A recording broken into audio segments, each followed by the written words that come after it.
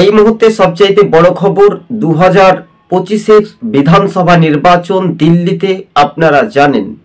আর রীতিমতো কংগ্রেস, আম আদমি party, CPIM, BSP সহ BJP সহ অন্যান্য রাজনৈতিক দলগুলো, এক কথায় বলা যেতে পারে লোকসভার বিরোধী দলনেতা রাহুল গান্ধী কার্যত ইস্তেহার প্রকাশে এবার কিন্তু বিরোধী শাসক টক্করে লড়াই হতে পারে। ম্যাজিক ফিগার বলছে কম করে 36টি আসন পেতে হবে। এটাই একটা স্বাভাবিক।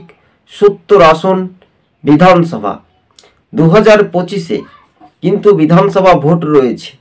আর একদিকে কংগ্রেসের হাইকমান্ড নেতৃত্ব তারা সাংবাদিক সম্মেলন বা সাংবাদিক বৈঠকে রীতিমতো আম জনতাকে জানিয়ে দেওয়া হয়েছে যে দিল্লির বিধানসভা নির্বাচনীয় ভোট কৌশলী বিরোধী বনাম শাসক দল প্রতিটি রাজনৈতিক দলের একত্রিতভাবে বলাই যেতে পারে দিল্লি বিধানসভা ভোটের ঝাঁপিয়ে তারা নির্বাচনীয় প্রচার শুরু করে দিয়েছে। প্রিয় দর্শক বন্ধুগণ, আপনারা দেখছেন সবুজবঙ্গ নিউজ। সেখানে সিপিআইএম প্রার্থী, সেখানে কংগ্রেস, বিজেপি, বিএসপি, অরবিন্দ কেজরিওয়ালের আপ পার্টি, সেটাও কিন্তু রাজ্য রাজনীতির মধ্য দিয়ে কোন দল কত আসন পাবে সেটাই ভবিষ্যতের কথা বলতে চলেছে। তবে এবার কি ত্রিশঙ্কু হবে দিল্লি বিধানসভা ভোটে?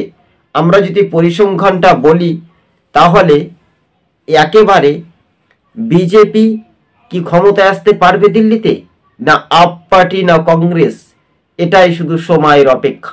যদি আমরা দেখি অন্যান্যদের মধ্যে কিন্তু সিপিআইএম বেশ কয়েকটি তারা আসন জয়লাভ করতে পারে। এবার কংগ্রেস কি 20 থেকে 30টি আসন পাবে?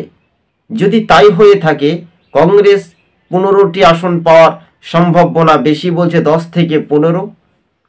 এবং আমরা যদি দেখি তাহলে অন্যান্যরা 5টি আসন পেতে পারে, অর্থাৎ 30 আসন পেতে পারে সরাসরি একেবারে বিজেপি। এবং 30 আসন যদি আমরা দেখি আপ পার্টিকেও যদি সম্ভবত দিয়ে তাহলে কিন্তু একটা ড্র হয়ে যাচ্ছে 30-30-60।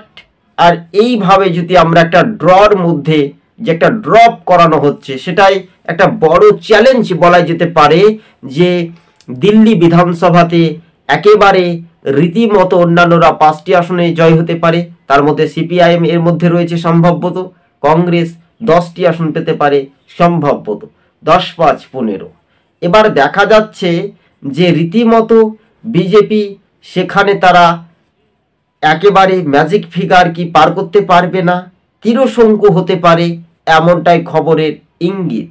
তবে 30টি খুব জোর হলে 30টি আসন পেতে পারে কে?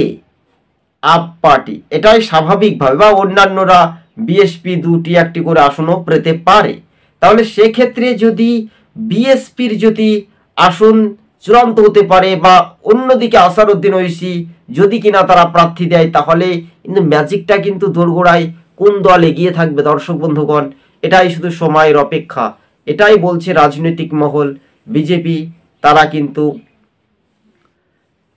20টি আসন পেতে পারে সম্ভবত, কংগ্রেস পেতে পারে, এক কথায় বলছি আরও একবার, 15টি আসন পেতে পারে সরাসরি। এই মুহূর্তে 5টি আসন পেতে পারে অন্যান্যরা। তাহলে 20, 30 আর 10-এ 40, 30 আসন পেতে পারে আপ পার্টি। এটাই ছিল আজকের বুথ ফেরত সম্ভাব্য জনমত সমীক্ষা। ধন্যবাদ।